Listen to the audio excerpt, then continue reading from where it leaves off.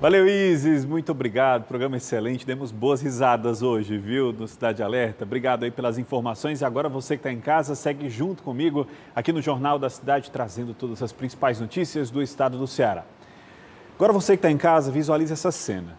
Você está numa avenida grande, movimentada, a Washington Soares, por exemplo, aqui em Fortaleza, e precisa atravessar a pista de um lado para o outro.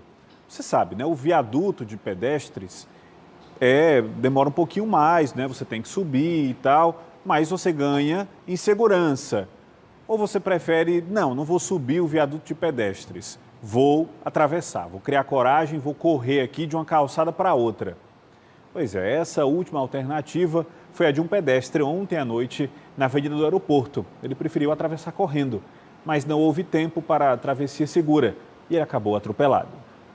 O acidente aconteceu neste ponto da Avenida Carlos Gereissati. A parada de ônibus que o homem desceu fica bem ao lado da passarela, mas ele decidiu atravessar a rua pela via, que tem 6 pistas. Ele foi atingido por uma moto. A vítima morreu logo depois do impacto. Este tipo de acidente é mais comum do que a gente imagina. Em Fortaleza, existem várias passarelas nas ruas mais movimentadas da cidade e são de responsabilidade da administração municipal. O Departamento Estadual de Trânsito também administra alguns equipamentos, como este aqui. Mas não existe penalidade para quem não usar a passarela. A maior punição para quem ignora o equipamento e se arrisca atravessando o meio da rua é a perda da própria vida. Em Fortaleza, são 2 passarelas na CE 040 e 2 na CE 401 sob responsabilidade do Detran. No Eusébio existe outro equipamento, na CE 040. Ainda existe uma na CE 292 no Crato e outra no Alto do Cristo, em Sobral. O diretor de Educação ressalta que a segurança na travessia com os equipamentos é inquestionável, mas existe a falha humana em insistir com o risco, que é a principal causa de mortes. Tem os equipamentos, tem a sinalização, mas nós também temos que chamar essa responsabilidade para intensificar que ele conheça esses equipamentos da mobilidade urbana, da segurança viária. Portanto, nós temos intensificado essa relação de levar para esse pedestre que ele use esses equipamentos para salvar suas vidas. Na Avenida Washington Soares, flagramos 2 senhoras se expondo ao mesmo risco do homem que morreu. Depois de muita espera, um carro chega a passar pertinho delas. A passarela serviu só como moldura para o perigo. Felizmente, algumas pessoas preferem andar mais, mesmo que demore mais tempo para chegar. Muito importante. Evita muito acidente. É uma segurança para nós. Eu já me arrisquei, mas eu me arrependi, entendeu? Por isso que tem que usar a consciência e pela passarela. Usar a consciência e usar a passarela sempre que possível. E hoje você vai ver também. Homem é preso do interior do Ceará, suspeito de torturar, ameaçar e manter 2 irmãs em cárcere privado. E adolescente é flagrado assaltando loja na companhia de uma criança. Você vai ver as novas regras de desconto para a compra de veículos adaptados por pessoas com deficiência. E como será o fim de semana de vacinação das crianças contra a Covid-19? O Jornal da Cidade já começou.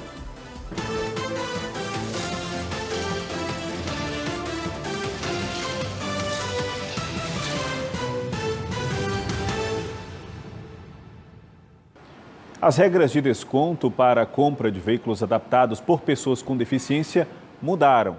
Agora, a isenção do IPI cobre modelos de até R$200 mil. O teto para a isenção do ICMS, que estava congelado há mais de uma década, também subiu e atingiu carros de R$100 mil. Foram muitas tentativas até que finalmente Rocileide conseguiu tirar a tão sonhada carteira de motorista. A professora é deficiente física e assim que foi aprovada, partiu em busca de mais um sonho, o carro próprio. Porém, não conseguiu as isenções previstas em lei. Quando eu comecei a conversar com a concessionária foi me orientando, mas não foi bem dizendo direito como era, assim, que impostos. Em 2021, as regras para a compra de carros por pessoas com deficiência voltaram a ser discutidas e sofreram mudanças. Até julho, o desconto no Imposto sobre Produtos Industrializados, IPI, poderia ser aplicado em veículos de até R$120 mil, Com a alteração, o teto passou a ser de R$ 200 mil. Já o desconto no Imposto sobre Circulação de Mercadorias e Serviços, ICMS estadual, continua em R$ 70 mil, mas pode ser utilizado para a aquisição de carros de até 100 mil. A faixa de 100 mil ela garante que tenha uma quantidade maior de veículos para serem adquiridos. E também isenção de IPI. A isenção de IPI hoje ela está limitada a até R$ 200 mil. Então, se você comprar um veículo de até 100 mil, você tem isenção de IPI e também de isenção parcial de ICMS e também tem isenção de IPI. As alterações no sistema valem pelo menos até 2026 e incluem ainda pessoas com outros tipos de deficiência, como auditiva e deficiência mental. Para adquirir o veículo, o comprador precisa apresentar exames e laudos médicos que comprovem a condição e também passar por perícia em alguma clínica credenciada pelo Detran. Cada concessionária ela tem um setor específico com despachantes que trata de compra de isenção de veículos PCD. Então é importante que você vá lá, já escolha, se você estiver interessado, escolha o seu carro, e aí é dado todo o início ao processo e você também já fica numa lista específica para adquirir aquele carro. Começaram hoje as inscrições para o Auxílio Catador. São 500 novas vagas e ao vivo a Té Morel nos explica agora como concorrer a uma delas. Boa noite, Té. Boa noite, Alexandre. Bem, para concorrer a uma delas tem, claro, sempre alguns critérios, né? Nós temos aí 500 vagas disponíveis nesse momento e o principal critério é você não fazer parte do programa, não estar inserido no ano anterior. Até porque quem já estava no ano anterior, essas pessoas já vão migrar automaticamente para o Auxílio Catador 2022. Hoje nós temos 2.300 beneficiados, vamos ter mais 500 depois que esse edital realmente for concluído, mas o mais importante é que as inscrições começam nessa sexta-feira, dia 21 de janeiro. Essas inscrições são completamente online, através de e-mail virtual, e se você está vendo o QR Code aqui na tela, já sabe que tem que realmente apontar ali a câmera do seu celular para o QR Code, porque aí você vai direcionado para o GC+, e lá tem o link para você fazer essa inscrição, é o link e todas as informações, inclusive com outros critérios, né, que a gente nem teria tempo de dizer aqui.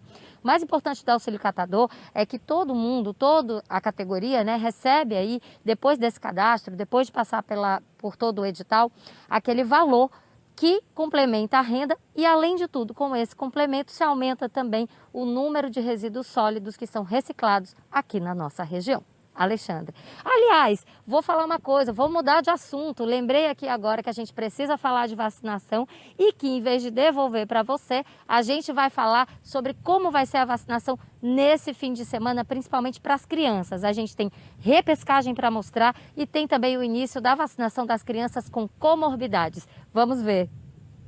No centro de eventos não é difícil encontrar um herói de verdade. Basta não ter medo da agulha e dar exemplo de coragem. Como o Ricardo. Demorou um pouquinho, demorou, mas achei bom que eu tomei. Doeu? Não, muito não, mas doeu um pouquinho. E a mãe? Graças a Deus chegou o dia dele, eu estou muito feliz. Demorou muito, mas eu estou muito feliz. Para quem perdeu a primeira dose, tem entre 5 e 11 anos, a repescagem pode ser uma ótima oportunidade para conseguir a imunização. Aqui em Fortaleza, são 4 postos espalhados pela cidade, que vão atender somente no sábado até às 4 horas da tarde. Aqui, no centro de eventos, também tem vacina por ordem de chegada, no sábado e no domingo, de 9 até às 5 da tarde. A gente acompanhou um pouco da espera da Maria Fernanda. Com 1 hora na fila, ela e mãe conseguiram entrar no salão. Para a menina, é uma espera que vale a pena. Vale muito a pena, né? Porque com a vacina você fica protegido contra a Covid, né? E não é besteira, gente. Vacina é muito importante, todo cuidado é pouco. Também começa neste fim de semana a imunização das crianças que têm comorbidades. Documento com foto, comprovante de residência e o atestado são obrigatórios, além do agendamento. Ou seja, para evitar aglomerações, os pais precisam ir ao local indicado no Saúde Digital. Fiquem atentos nas listas divulgadas, faça a pesquisa no Vacine Já e olhe se a sua criança não foi agendada.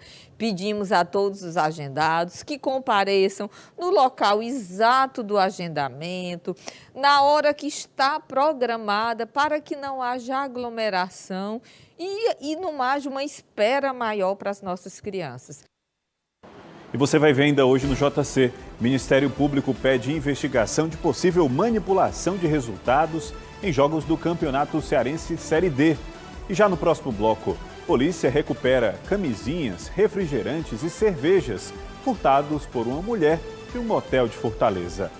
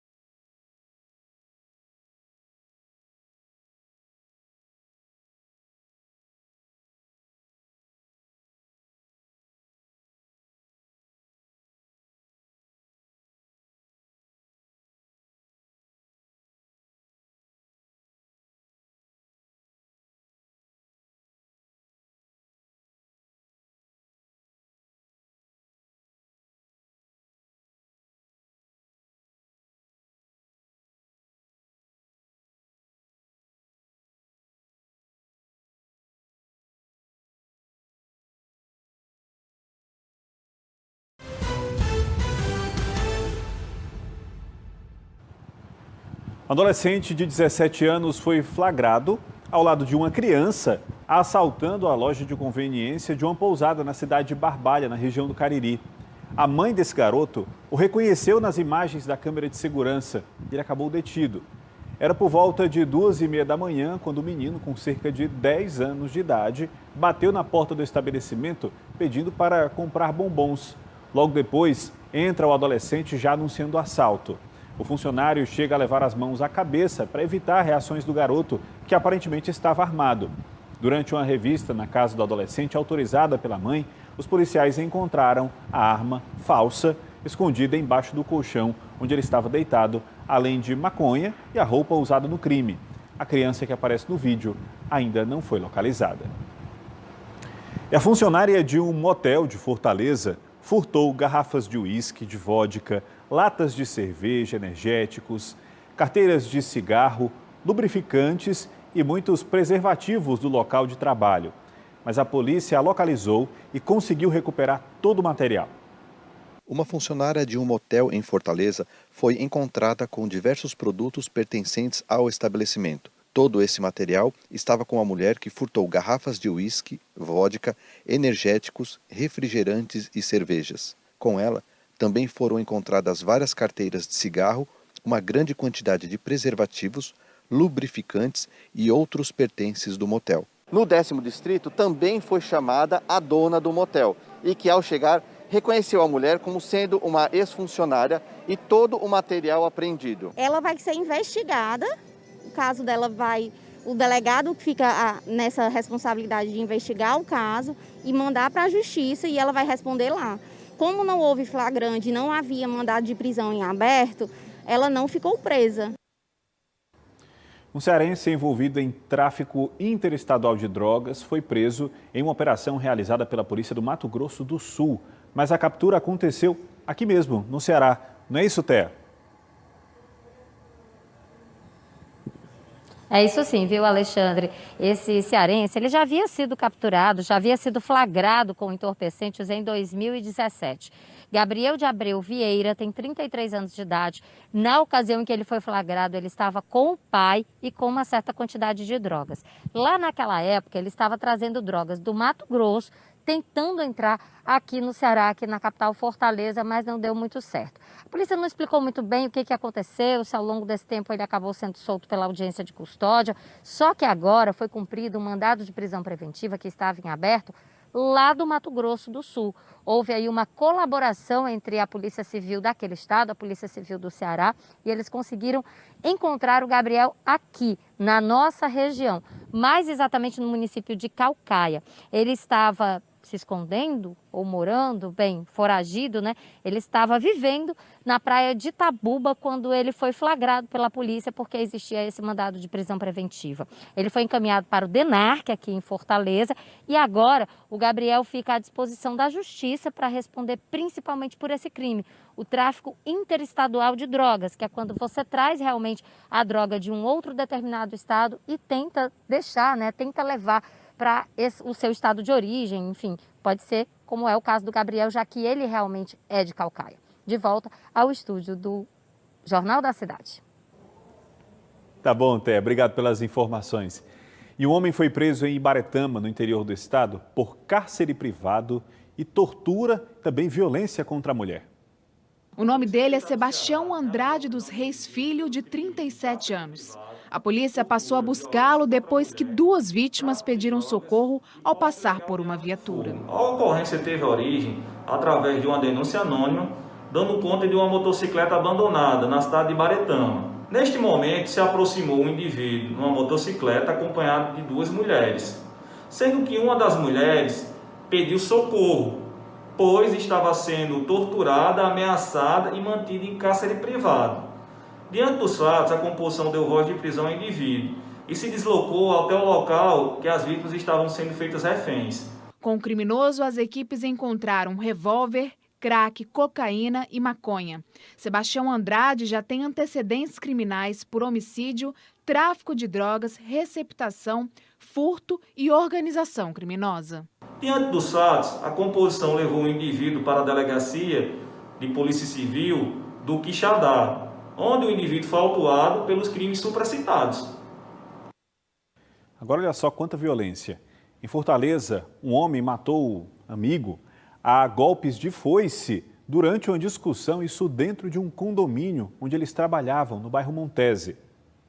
Edmundo era zelador e estava de folga, mas foi ao condomínio deixar uma encomenda e acabou encontrando com o outro funcionário do prédio, com quem, segundo testemunhas, havia discutido durante a semana.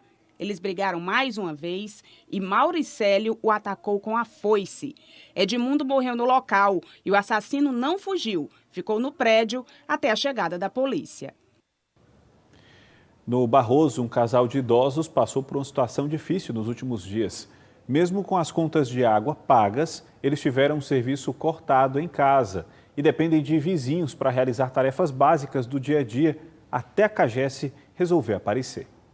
Wilson e Rita moram nesta casa no Jardim Violeta. O dinheiro da aposentadoria é cortado e no mês de dezembro faltou para o pagamento da água. Para evitar o corte do serviço, os vizinhos ajudaram. A gente se mobilizou e efetuou o pagamento, Na terça-feira, por volta de 6h30, né, 18h30. No mesmo momento foi feito o pedido de religação, eles confirmaram, inclusive a taxa que eles cobram para essa religação acontecer no dia seguinte, dentro do horário comercial.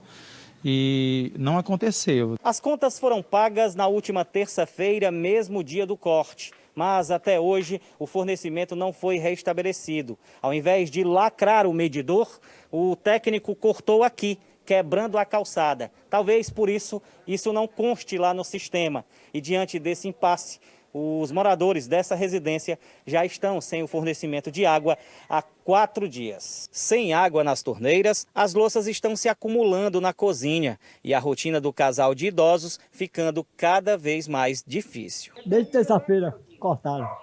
Hoje é sexta. E não tem nenhuma previsão de... Não deve. Ou seja, o senhor estava com um papel atrasado de apenas. dezembro, só um. E mesmo assim ele veio cortar. Terça-feira mesmo, pagaram a conta. Disseram que ia ligar no outro dia até hoje. E a gente fica chateado, porque para cortar, eles vieram rápidos. Com 2 papéis, um que vai se vencer ainda, foi cortada a água desse casal de idosos.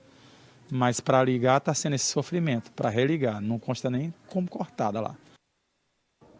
Depois que a nossa equipe esteve com a dona Rita e com o seu Wilson, uma equipe da CAGES foi lá e finalmente, depois de 4 dias, restabeleceu o serviço de água na casa dos 2 idosos. E o Conselho Nacional de Secretarias de Saúde está investigando possíveis erros de digitação durante a vacinação de crianças que estariam sendo confundidos com aplicações equivocadas de doses contra a Covid nesse público. Aqui no Ceará haveria, não é, Thea Morel, mais de 3.000 casos em análise, é isso? É isso sim, viu, Alexandre? 3.085 casos, para ser mais exata. Em todo o país, são 57.147 casos que estão sendo investigados pela Advocacia Geral da União. É muito importante a gente esclarecer aos pais que muitas pessoas estão divulgando essa notícia como se as crianças realmente tivessem recebido a vacinação errada, tivessem sido, vacinadas tanto com a Coronavac quanto com a AstraZeneca, isso muito antes de qualquer tipo de autorização por parte da Anvisa, ou em doses erradas, o que poderia também realmente ter acontecido, mas não da maneira como a AGU está investigando. A AGU verificou que existem, dentro desses casos suspeitos, lá nos dados do Ministério da Saúde, vacinas que teriam sido ministradas em crianças em dezembro do ano passado. A gente sabe que a vacinação das crianças não começou em dezembro, começou apenas no dia 14 de janeiro, aqui começou no último sábado e, portanto, esses dados, eles teriam aí uma inconsistência e é por isso que a Advocacia Geral da União, a AGU, fez aí uma provocação em relação ao STF, ao Supremo Tribunal Federal e vai investigar a entrada desses dados no sistema. Bom, os pais podem ficar tranquilos, inclusive nesse fim de semana tem vacinação e eles têm que levar suas crianças. Todo mundo está muito preocupado mesmo, né, Alexandre? É com a Ômicron. Ninguém sabe quando é que vai vir o pico dessa doença, se esse pico está chegando, se esse pico já passou. Embora todo mundo já saiba quais são os cuidados que precisam tomar realmente para evitar o contágio da Covid-19. Nós fomos atrás dessa informação com especialistas, com estatísticos e com infectologistas e a gente traz isso agora. Volta da Jurema, quarta-feira, 6h30 da tarde. O número de frequentadores é tão grande quanto antes da pandemia. Tá certo que encontramos pessoas com máscaras, mesmo que não seja a N95. Mas muitos cearenses abrem a guarda para o perigo. Usam máscaras sem cobrir o nariz ou simplesmente esquecem que o acessório é obrigatório, mesmo durante a atividade física. O que muita gente não sabe é que estamos na transição de mais um pico da Covid-19. A afirmação vem da estatística. São os números que mostram que o cenário é bem pior do que a gente imaginava. Basta avaliarmos os números do último mês. No dia 18 de dezembro, para se ter uma ideia, a média diária de casos de Covid-19 era 118 por dia. No dia 18 de janeiro, esse número passou para 1.255, um aumento que não aconteceu da noite para o dia. Este analista de dados exibe o gráfico. A linha vermelha mostra que evoluímos de mais de 954 mil casos de Covid para 982 mil em um mês. Isso só não causa a mesma angústia porque o número de mortes nas duas pontas da curva foi 0. Mas não se pode ignorar que no dia 17 de janeiro houve registro de 4 mortes no Ceará. Ou seja, o coronavírus ainda mata, mesmo que em menor escala. O analista afirma que já tivemos 2 picos com a Ômicron. E vem outro por aí. Estamos prevendo um novo pico para entre a segunda semana de fevereiro para a terceira, certo? Uma vez que a Ômicron, ela contamina muito. Um dos lados positivos é que nós temos o efeito vacina e ela não é tão agressiva em termos de óbitos. Então, o pico que nós vamos ter dessa vez serão os picos de caso. E tem outro dado alarmante, a taxa R, de reprodução. Quando o índice é 1 ou mais, significa contágio de outras 3 pessoas para cada infectado. E ela está crescendo. A taxa R do Ceará, em dezembro, era em torno de 0,67. Hoje ela está 0,90. Ou seja, isso é o reflexo de que nós estamos indo para o pico, porque a contaminação está muito alta. Quando chegar a 1, certo? A tendência é que tenha mais contaminação, e aí quando vem o pico. Tem muita gente despreocupada porque as mortes são mais raras.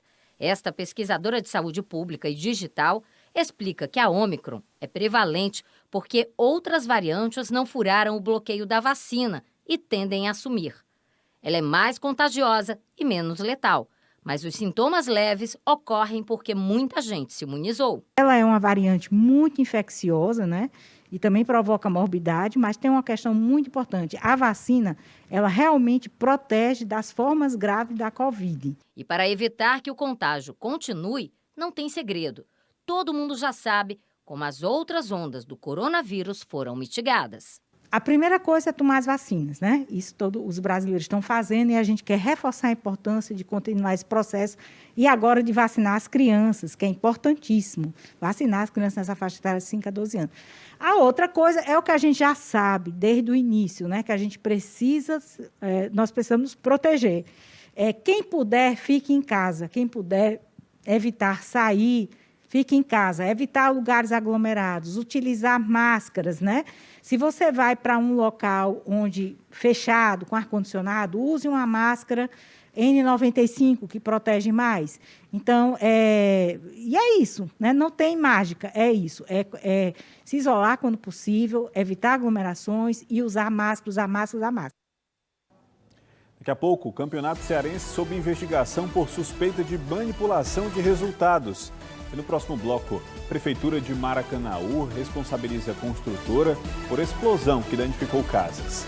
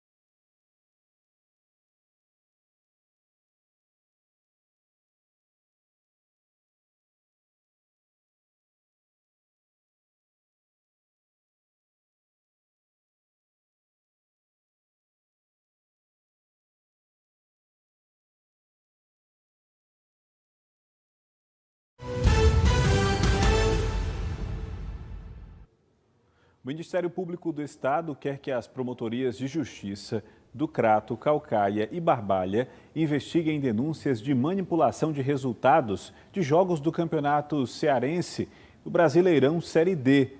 Mais um desenrolar dos áudios vazados em grupos de WhatsApp, não é isso, Té? É isso sim, viu, Alexandre? E esses áudios acabaram servindo aí como prova para o Ministério Público do Ceará, né, que quer que essa investigação vá mais a fundo. O Ministério Público informou que já está de olho no Campeonato Cearense há cerca de 3 anos, mas tem esses áudios, tem depoimentos de testemunhas e tem também outros indícios de que haveria algum tipo de manipulação em resultados, em ações que aconteceram nesses jogos, tanto do Brasileirão da Série D quanto no Campeonato Cearense. E aí a gente tem uma prática que envolve, de acordo com o Ministério Público do Ceará, sites de apostas. E como é que isso funcionaria? Eles colocariam ali uma aposta em um determinado valor, dizendo que um jogador vai cobrar um pênalti ou vai errar um pênalti em determinado tempo, em determinado ponto da partida. A partir daí as pessoas apostam, mas isso aí já estaria sendo combinado. No campo existiriam pessoas para dizer de que maneira quem está ali no campo deve agir para receber, quem sabe, aí algum tipo de propina. Não se sabe se tem diretor, árbitro, torcedor envolvido, mas é para isso que a investigação serve. De volta ao estúdio. Impressionante a criatividade das pessoas, né? Para tentar se dar bem. E a Prefeitura de Maracanaú, na região metropolitana de Fortaleza, está responsabilizando a construtora pela explosão que aconteceu no meio da rua ontem à tarde, que acabou danificando várias casas. Fora o susto, né, que deu nos moradores. Hoje, eles receberam a visita de técnicos do município. Essa é a casa da Roberta, o maior sonho dela e do marido, realizado há pouco tempo. Infelizmente, depois do que aconteceu na quinta-feira, a família não conseguiu mais dormir em casa. Foi um susto muito grande, né? Não só meu, como da vizinhança aqui por perto, né? A gente não esperava que isso ia acontecer. A gente achava que era apenas a obra da prefeitura e que tudo ia dar certo. Hoje você vai dormir em casa? Não, não vou. O telhado da parte da frente da casa foi ao chão, quando a empresa contratada pela Prefeitura de Maracanaú para a execução de uma obra de drenagem na rua fez a implosão de uma rocha que estava impedindo o trabalho. O problema é que a implosão deu errado e virou uma explosão. Partes da rocha atingiram as casas.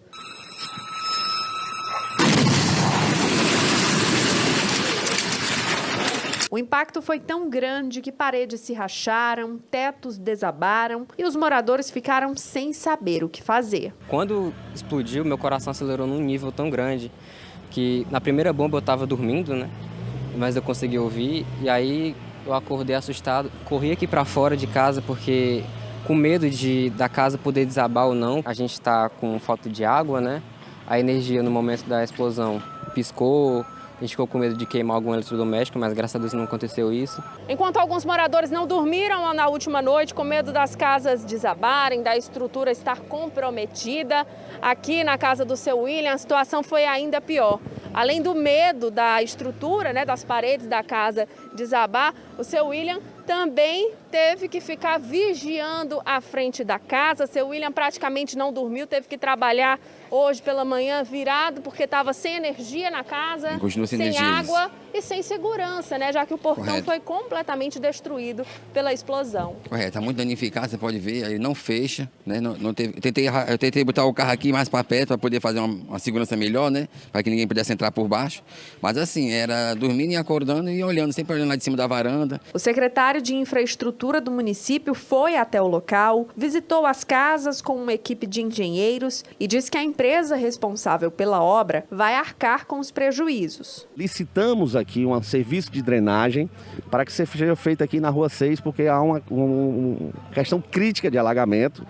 E dentro da execução, durante a execução desse serviço, foi identificado uma rocha para remoção, impedindo a execução do serviço. Então, segundo a empresa, alguns meios foram utilizados para remoção, chegando aí pelos especialistas que deveria ser feita através de implosão. Com certeza, ela tem que responder com os danos causados aos moradores da rua. O secretário disse ainda que a empresa não explicou o que aconteceu, mas que isso está sendo averiguado. A gente vai apurar se houve essa questão da imperícia, se houve uma má execução do serviço, e se tiver havido essa má execução, né, conforme tem sim, ela vai responder às penalidades do próprio contrato.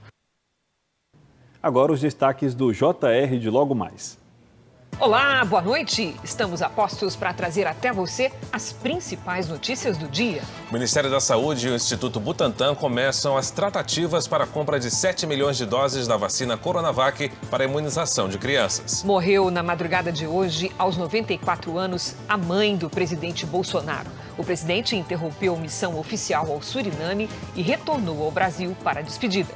O Banco Central admite o vazamento de 160 mil chaves do Pix que tiveram seu sigilo quebrado em dezembro. Na série especial, contagem regressiva para os campeonatos regionais mais tradicionais do país. Você vai saber as últimas novidades sobre as equipes e também sobre a transmissão exclusiva do Paulistão e do Cariocão aqui na Record TV. A gente se vê daqui a pouquinho no JR. Até já. E amanhã é dia de